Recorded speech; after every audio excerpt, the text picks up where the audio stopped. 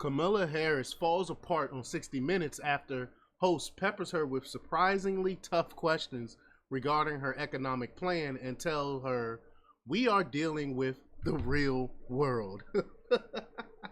I'm super surprised. I'm sure you're shocked too that the mainstream media is actually asking tough questions, questions that Americans have been asking that she's been ducking and dodging since she first said that she was going to be running for president. So I can't wait to see this clip because I haven't seen it yet and see how deep they go. But before we get started, go ahead and hit that like button, share this out so we can get this information out there. Subscribe if you're not already a subscriber, and hit that alarm bell so you know when I'm putting out new stuff. Also, check out my link tree in the description. It has a link to my Patreon. That's where I talk about things that I can't talk about here. There's also a link to my Instagram and my X account, so follow me there as well. All right, so let's talk about this news now. This comes from the Gateway Pundit from Cullen Linebarger. He reports that Kamala Harris encountered some unexpected pushback during her 60 Minutes interview after being asked to explain her economic policies, causing her to fall flat on her face. This is exactly why she's been ducking and dodging real interviews, is because she's not that good off the cuff. You would think if you have a plan, you stand by that plan. When someone asks you details about that plan, it shouldn't be hard for you to explain. But with her, it's like a jumbo salad. There's a word salad whenever she tries to articulate her own plan. But as Gateway Pundit reported, Harris, expecting an easy interview, sat down with host Bill Whitaker to discuss her campaign for president and her policies, which are unknown to many Americans. She began by uttering nonsensical remarks about the Middle East as all-out war threatens to break out in the region. Quote, "The work that we have done has resulted in a number of movements in the region by Israel that were very much prompted by or a result of many things, including our advocacy for what needs to happen," Harris sputtered. What does that even mean?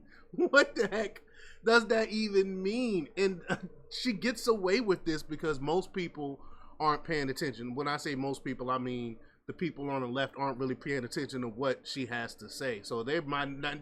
Most people on the left, most Democrats probably won't even see this interview. But Harris was in for more humiliation when the subject turned to the economy. Whitaker surprisingly asked her pointed questions regarding her socialist promises, which she had no answer for. Harris started with a nonsensical word salad about investing in the Middle East class. In the middle class and small business, which did not impress Whitaker. He interrupted Harris and repeated his question. Harris tried to spin her way out again, this time claiming the evil rich would pay for it, all without explaining how she would implement her scheme. Understanding how America's system of government operates, Whitaker told her to start living in the real world and tell him how she would get her economic plan through Congress. Wow.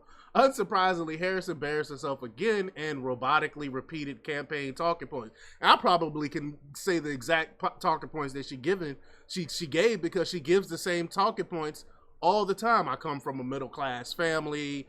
You know, my mom saved up to get a house, and all these other adages that she always say. But it almost seems she forgot how legislation is implemented. Let's play this clip here. Here we go. My plan is about saying that when you invest in small businesses, you invest in the middle class, and you strengthen America's economy. Small businesses are part of the backbone of America's economy. But pardon me, Madam Vice President, the question was, how are you going to pay for it? Well, one of the things is I'm going to make sure that the richest among us who can afford it pay their fair share in taxes. It is not right that teachers and nurses and Hold on. Let me stop right here. Even if you raise the taxes of all the billionaires in this country, it still wouldn't equate. It still wouldn't be able to pay for the stuff that she's talking about. So it's not real. This is all fake. It's all talk. It's nothing that she can actually implement. she just say these things. It's basically platitudes because she can't really implement any of these policies. It's not feasible. Firefighters are paying a higher tax rate than billionaires and the biggest corporations. But I plan on making that fair. But we're dealing with the real world here. But the real world includes... How are you going to get this through Congress? Right. You know, when you talk quietly with a lot of folks in Congress... You saw her, see her face? Like, what? You asked me a real question? Wait a minute. Oh, let me rewind a little bit so y'all can see her face. Look at her face. In Congress, they know exactly what I'm talking about because their constituents know exactly what I'm talking about. Their constituents are those firefighters and teachers and nurses. It still doesn't explain how they're gonna pay for this. See, I mean, she never answered the question. It's I don't understand how can anyone vote for this woman when she can't even articulate her point of view, her own economic policies. How are you going to pay for these things? You would think this is something you would at least be able to explain, which she can't.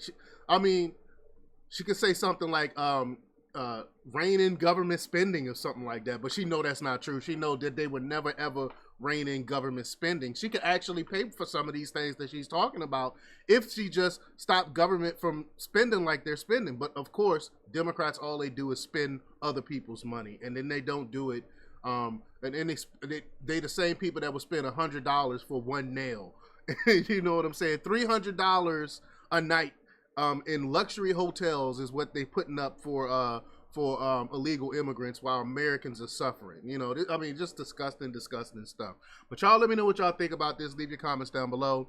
Like, share, and subscribe. And check out jjthepsychotherapist.com for the latest in news. Until next time, peace.